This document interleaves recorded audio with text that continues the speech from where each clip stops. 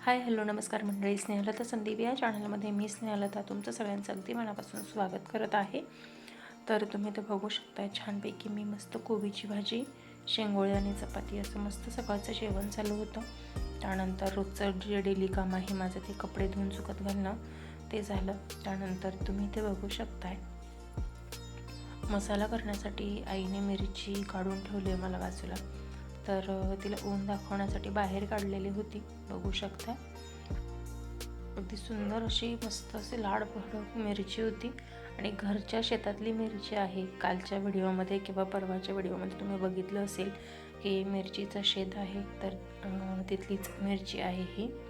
त्यानंतर ही कांद्याची करप म्हणजे कांदा कापून सुकवून ठेवला जातो त्याची करप आहे ही. ही सुद्धा आमच्याकडे मसाल्यात टाकली जाते, काळा मसाला बनवतात त्यामध्ये ही काळ्या मसाल्यात कांद्याची करप टाकली जाते. त्यानंतर जसं की तुम्ही आधी कालच्या व्हिडिओमध्ये बघितलंच असेल, हे मागच्या वर्षीचे पापड वडे कुरडई शिल्लक आहेत. या वर्षी नवीन काहीच बनवलेलं नाही आहे आईने. तर हे वडे म्हणजे आपल्याकडे सांडगे म्हणतात, पुण्याकडे सांडगे म्हणतात, गावाकडे सांडगे अशा पद्धतीने केले जातात. त्यानंतर ही कुरडई, यावर्षी नवीन काहीच केलेलं नाही आहे, जे आहे त्यालाच व्यवस्थित ऊन वगैरे दाखवून तेच साठवून ठेवायचं आहे. त्यानंतर दुपारी बसलेलं असताना आम्हाला अजिबाईचा बटवा म्हणतो आपण, त्या पद्धतीने जुन्या बिया सापडल्या इकडे असलेल्या या मिरचीच्या बिया आहेत.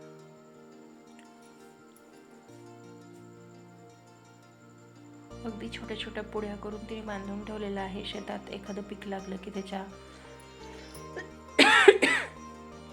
कडेला लावण्यासाठी ते कामी येतं म्हणून. त्यानंतर हे आहे लाल भोपळ्याचं बी, त्यानंतर हे दुधी भोपळ्याचं बी, त्यानंतर हे तिळीचं बी आहे, त्यानंतर हे कशाचं बी येते मला पण नाही समजलं अजून.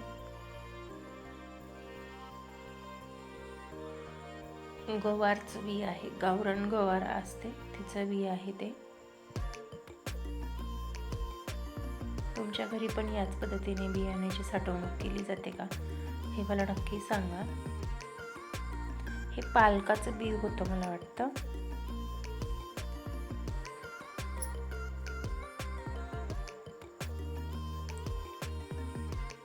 त्यानंतर हे चाकवताचं बी आहे जे मी पुण्याहून आणले, हे पण पालकाचंच बी आहे.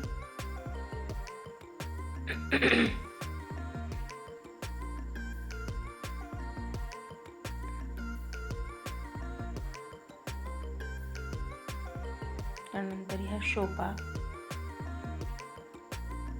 बडीशोप वेगळी आणि शोपा वेगळ्या असतात. एवढे असे बी होते, मला वाटलं संपले की काय, पण आईने अजून एका ठिकाणी बरणीमध्ये सगळं साठवून ठेवलेलं होतं. तर हे कशासाठी तरी देतात हे बी, बाळाचं पोट वगैरे दुखतं त्यावेळेस कशासाठी तरी देतात. तर ते बी आहे पण नक्की कशाचं आहे ते आठवेना, पण आयुर्वेदिकच आहे ते. तर त्यात बऱ्याच प्रकारच्या बिया होत्या, वालाच्या शेंगा, भोपळ्याच्या बिया, लाल भोपळ्याच्या बिया नव्हत्या, चक्की आमच्याकडे चक्की म्हणतात, तर त्याच्या बिया. त्यानंतर हे वेगवेगळ्या प्रकारचे बी होते, खूप सारे बी आहेत त्याच्यामध्ये, कलरफुलसुद्धा आहेत, खूप सारे आहेत. ते नक्की कशा कशाचे आहेत हे मला माहीत नव्हतं. यात सुद्धा तुरीच्या बिया वगैरे बरंच काही होतं.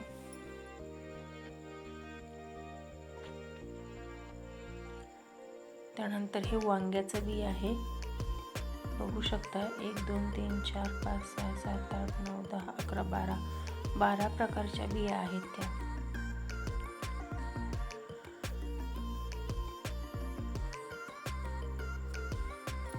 तर बघू शकता यामध्ये अजून तुरीचं बी भरलेलं आहे. तर या पद्धतीने गावाकडे बऱ्याचशा गोष्टींची साठवणूक करून ठेवलेली असते शेतात लावण्यासाठी.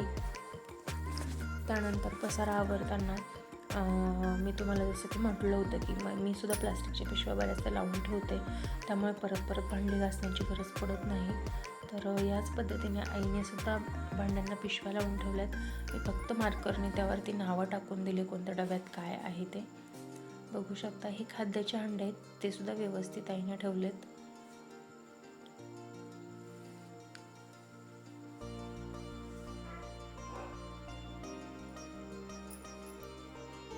त्यानंतर संध्याकाळच्या स्वयंपाकाची जबाबदारी माझ्याकडे होती, म्हणून मग म्हटलं संध्याकाळी भाजीला काय करावं या गोष्टीचा विचार करून डाळ भात लावण्याची तयारी केली.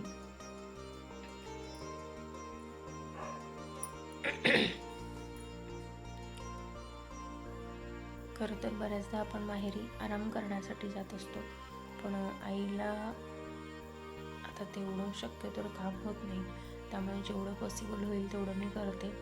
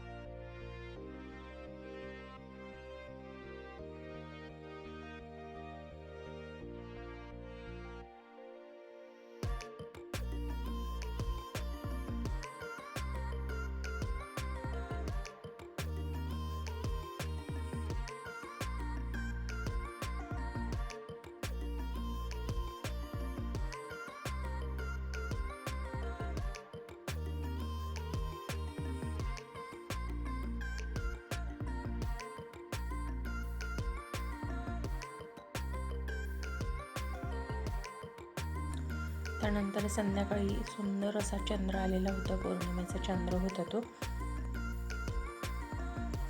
तर तुम्हाला आजचा माझा छोटासा व्हिडिओ कसा वाटला आहे मला कमेंट बॉक्समध्ये नक्की सांगा. तुम्हाला व्हिडिओ आवडला असेल तर व्हिडिओला लाईक करा, चॅनलवर नवीन असेल तर चॅनलला सबस्क्राईब करा.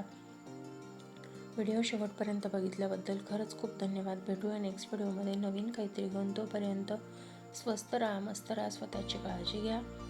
Bye bye.